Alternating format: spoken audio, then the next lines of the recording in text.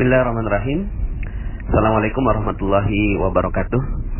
Bagaimana kabarnya sahabat Magnet Rezeki semua? Semoga selalu dalam keberkahan dan kemuliaan dari Allah Subhanahu wa taala. Bagaimana materi-materi Magnet Rezekinya? Mudah-mudahan bisa membuka cakrawala berpikir Anda semua, kita semua, dan setelah itu insyaallah rezeki Anda berlimpah ruah ya. Oke, pada kesempatan kali ini saya ingin menambahkan dosis dari ilmu tentang paradox of candy, jendela buram, dan yang terakhir adalah tips jeruk nipis ya. Nah, ini berbicara tentang cicak dan jerapah ya. Bapak Ibu, saya suka sekali dengan dua makhluk Allah ini ya. Dan dua makhluk Allah ini bisa menjadi pelajaran yang berharga untuk kita semua. Yang pertama adalah cicak. Cicak ini Allah berikan menjadi makhluk yang kita lihat setiap hari gitu ya. Jadi dia ada di dinding kita, ada di langit-langit kita gitu ya. Kemudian ada di rumah kita ya. Mudah sekali kita lihat makhluk yang satu ini. Uniknya adalah cicak ini makanannya terbang Bapak Ibu ya. Makanannya itu nyamuk, sementara dia nggak bisa terbang. Ini kita semua sudah tahu ya. Tapi coba kita pikirkan betapa Allah Subhanahu wa taala memberikan rezeki yang unik bagi cicak gitu ya. Cicak nggak bisa terbang. Kalaulah kita jadi cicak, apa yang kita katakan kepada Allah? Ya Allah, ini nggak adil sekali gitu ya. Kenapa kok rezeki saya malah terbang, sementara saya nggak dikasih bekal yang cukup untuk mengejar makanan saya. Tapi cicak tidak melakukan itu. Dia hanya diam-diam merayap gitu ya. Kalau kemudian datang seekor nyamuk ya, datanglah seekor nyamuk, dan lagu ini bagus sekali ya. Cicak-cicak di dinding diam-diam merayap, datang seekor nyamuk. Bahwa yang menciptakan rezeki itu bukan kita. Yang menciptakan rezeki itu adalah Allah. Datang seekor nyamuk ya. Baru kemudian di situ hab. Nah, ilmu hab inilah yang kita pelajari gitu ya. Ilmu menangkap nyamuknya itu. Tapi sebelum nyampe ke ilmu hab Bapak Ibu, pernah nggak Bapak Ibu melihat ada cicak yang jatuh ya dari langit-langit, kemudian tiba-tiba si cicak ini jatuh ke lantai ya. Itu nyamuknya udah dikit lagi Bapak Ibu ya. Itu lidahnya udah menjulur gitu ya. Terus kemudian sedikit lagi itu nyamuk kena. Tapi kemudian akhirnya si cicak tidak berhasil menangkap nyamuk dan akhirnya dia terjatuh Bapak Ibu. Nah, coba kalau seandainya yang jadi cicak sekali lagi adalah kita, apa yang kita lakukan kepada Allah Subhanahu wa taala?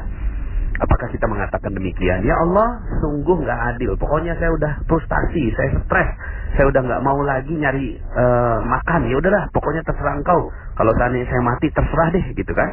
Apakah itu yang kita lakukan? Ya.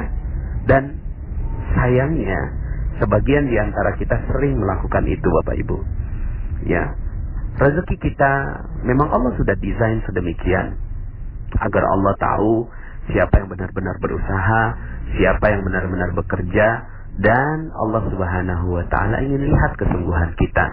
Tapi kemudian ketika kita jatuh, maka sebenarnya Allah Subhanahu wa taala ingin memberikan gambaran pada diri kita bahwa sebenarnya bukan kitalah yang mampu untuk menarik rezeki itu, tidak sama sekali.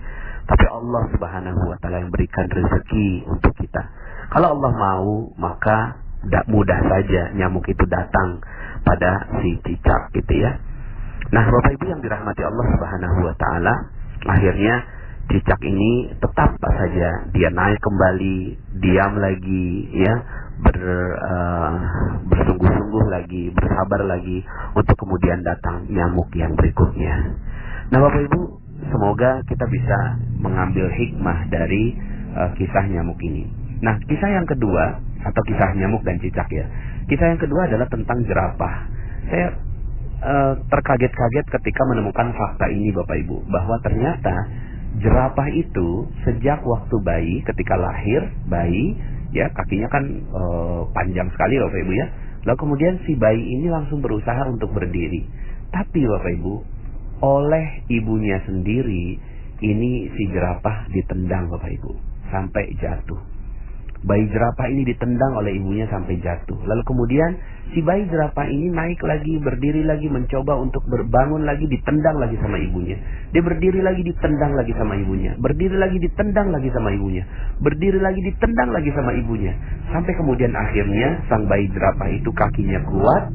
Lalu kemudian dia tidak akan pernah melipat lagi kakinya sampai meninggal dunia. Bapak Ibu, kesannya tega ya gitu ya. Kesannya tega banget gitu loh. Seorang ibu kok ya bisa menendang anaknya atau bayinya sendiri. Masih bayi loh gitu kan. Tapi ditendang. Tapi begitulah kehidupan. Allah ingin menggambarkan kehidupan jerapah. Bahwa ya ibunya jerapah ini punya niat yang sangat-sangat baik untuk menjatuhkan sang bayi jerapah ini. Tapi kemudian ya si bayi jerapah ini gak paham kenapa saya harus jatuh gitu ya. Tapi untungnya bayi jerapah ya bayi jerapah Bapak Ibu ya. Dia naluriahnya adalah ketika dia dijatuhkan dia tidak protes. Coba kalau seandainya bayi jerapah itu adalah kita. Mungkin ya yang kita lakukan adalah melapor ibu kita ke pengadilan Bapak Ibu ya. Mungkin saat itu ya kita marah-marah sama ibu kita dan seterusnya. Tapi inilah bayi jerapah yang ketika dia ditendang, dijatuhkan, dia bersabar dan mengikuti prosesnya.